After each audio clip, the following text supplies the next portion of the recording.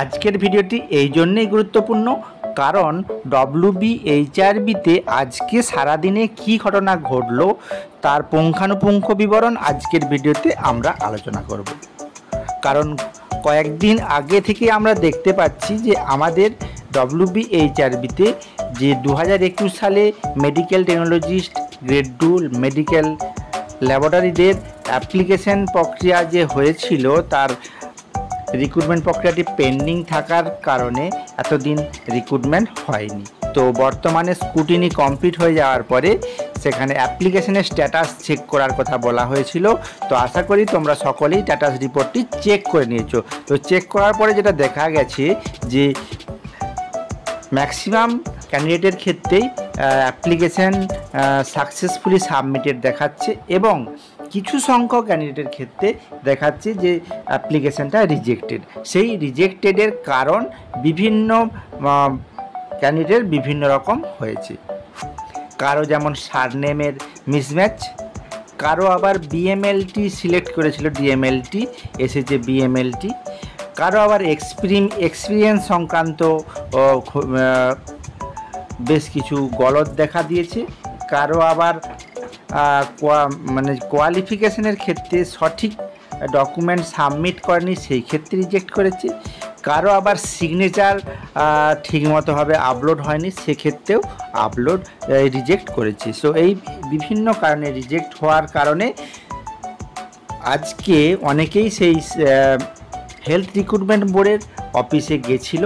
সেখানে তারা গিয়ে বেশ কিছু আবেদন করে যে কেন তাদের এই রিজেক্ট হয়েছে। তো সেক্ষেত্রে এইচআরবি অফিস থেকে যা করেছে সেটি আমরা এখন আলোচনা করব। তো যেসব ক্যান্ডিডেটরা রিজেক্টেড হওয়ার পরে আজকে এইচআরবি অফিসে গেছিল সেখানে তাদের বলেছে যে ইন্ডিভিজুয়ালি প্রত্যেকের যে কী সমস্যা সেগুলি একটা কাগজে নোট ডাউন করার কথা এবং সেই কাগজটি অবশ্যই এইচআরবি অফিসে জমা দেওয়ার কথা ইন্ডিভিজুয়ালি বলেছে এবং ইন্ডিভিজুয়ালি সেই জমা দেওয়ার পরে এবং প্রত্যেককে একে একে ডেকেছে এবং ডাকার পরে তাদের যে অ্যাপ্লিকেশনটি করেছিল সেই অ্যাপ্লিকেশনের ইউজার আইডি পাসওয়ার্ড খুলে সেই প্রবলেমটি দেখেছে। দেখার পরে তারা প্রত্যেকের আলাদা আলাদাভাবে সলিউশন দিয়েছে এবং আরও বেশ কিছু সমস্যা কমন ছিল, যেমন হচ্ছে ফিমেল ক্যান্ডিডেটের ক্ষেত্রে এই মিসম্যাচ অর্থাৎ টাইটেল মিসম্যাচ। সেই টাইটেল মিসম্যাচটা স্বাভাবিক, সেই টাইটেল মিসম্যাচের প্রত্যক্ষ কারণ দেখানোর কথা বলেছে, সেই জন্য একটা অ্যাপ্লিকেশান আবার এইচআরবি অফিসে দিতে হবে। তো সেই জন্য বলি যাদের এই রিজেক্ট হয়েছে তারা বাড়িতে বসে না থেকে অবশ্যই এইচআরবি অফিসে গিয়ে যোগাযোগ না করলে এই সমস্যাটা সমাধান হবে না।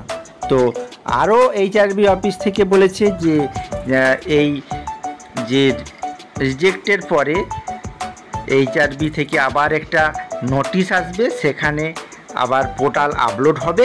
পোর্টাল আপলোডের জন্য যাদের রিজেক্টেড হয়েছে তাদের সঠিক ডকুমেন্ট দিয়ে আবার সাবমিট তারা করতে পারবে।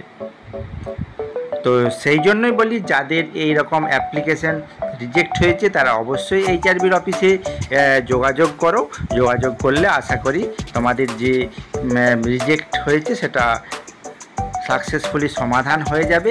এবং সেই সাথে আরও যেটা জানা যাচ্ছে যে এইচআরবি থেকে এই মেডিকেল ল্যাবরেটরি টেকনোলজিস্টদের ইন্টারভিউ প্রসিডিওরটা খুব তাড়াতাড়ি সম্পন্ন করতে চলেছে। সেই জন্য অবশ্যই যাদের সাকসেসফুলি সাবমিটেড হয়েছে তারা অবশ্যই প্রিপারেশন নেওয়া যেমন শুরু করে দাও, সেই সাথে সাথে যাদের রিজেক্ট হয়েছে তারাও বসে না থেকে প্রিপারেশন নেওয়া শুরু করে দাও। তো আশা করি খুব তাড়াতাড়ি পুজোর আগেই মনে হচ্ছে ইন্টারভিউ প্রসিডিওর কমপ্লিট হয়ে যাওয়ার কথা। তো সবই দেখা যাক।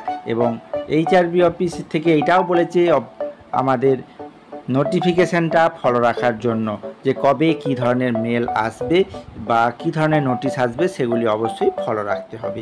সেই জন্য প্রত্যেকেই এইচআরবির যে অফিসিয়াল ওয়েবসাইট থেকে তোমরা ফলো রাখবে এবং আমি ডেসক্রিপশন বক্সে অফিসিয়াল ওয়েবসাইটের লিঙ্কটা দিয়ে দেবো, অবশ্যই সেখান থেকে তোমরা ফলো রাখবে।